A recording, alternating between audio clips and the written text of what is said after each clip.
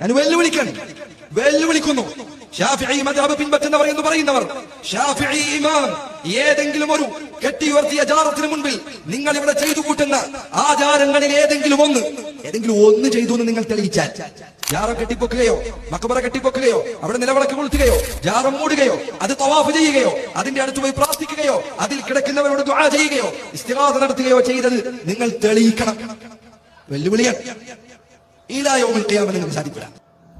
വെല്ലുവിളി സ്വീകരിക്കാൻ കഴിയൂല എന്ന് ഇദ്ദേഹം തന്നെ പറഞ്ഞ സ്ഥിതിക്ക് ഇയാളിൽ നിന്ന് വലിയ മാറ്റത്തിന്റെ പ്രതീക്ഷകളൊന്നും കാണേണ്ടതില്ല.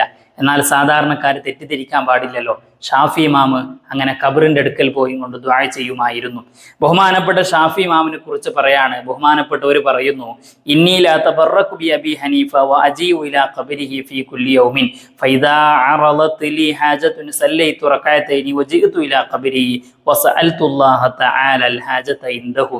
എനിക്കെന്തെങ്കിലും ആവശ്യം വന്നാൽ എൻ്റെ ഉസ്താദാകുന്ന ബഹുമാനപ്പെട്ട അബൂ ഹനീഫ ഇമാമിൻ്റെ ഖബറിൻ്റെ അടുക്കൽ പോയി കൊണ്ട് ഞാൻ ദുആ ചെയ്യുമായിരുന്നു എന്ന്.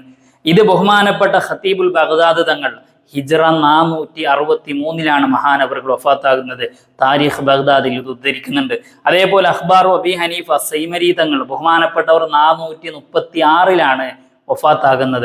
മഹാനവറുകൾ അദ്ദേഹത്തിന്റെ അഖ്ബാർ അബീ ഹനീഫ എന്ന് പറയുന്ന അബൂ ഹനീഫ ഇമാമിന്റെ ചരിത്രങ്ങൾ പറയുന്ന കിതാബിൽ ഇത് ഉദ്ധരിക്കുന്നുണ്ട്. ദുറുൽ മുഖ്താറിൽ ബഹുമാനപ്പെട്ട ഇബ്നു ആബിദീൻ തങ്ങൾ ഇത് ഉദ്ധരിക്കുന്നുണ്ട്. അങ്ങനെ ഒരുപാട് ഇമാമിങ്ങൾ പറഞ്ഞ ഒരു കാര്യമാണ്. ഇവര് പിന്നെ ഇമാമിങ്ങളൊന്നും അംഗീകരിക്കാത്തത് കൊണ്ട് ഇവരെ വലിയ കാര്യമായിട്ടൊന്നും ആരും എടുക്കേണ്ടതൊന്നുമില്ല. സാധാരണക്കാരോടാണ് പറഞ്ഞത്. ആരും ഒരാളെയും തെറ്റിദ്ധരിക്കേണ്ടതില്ല. ബഹുമാനപ്പെട്ട ഷാഫി ഇമാമ് പഠിപ്പിച്ചു തന്ന അതേ മതത്തിലും അതേ വഴിയിലുമാണ് നമ്മൾ ഓരോരുത്തരും ഉള്ളത്. അല്ലാഹു തആല മഹാനവറുകളുടെ കൂടെ നമ്മളെയും സ്വർഗത്തിൽ കിടത്തട്ടെ.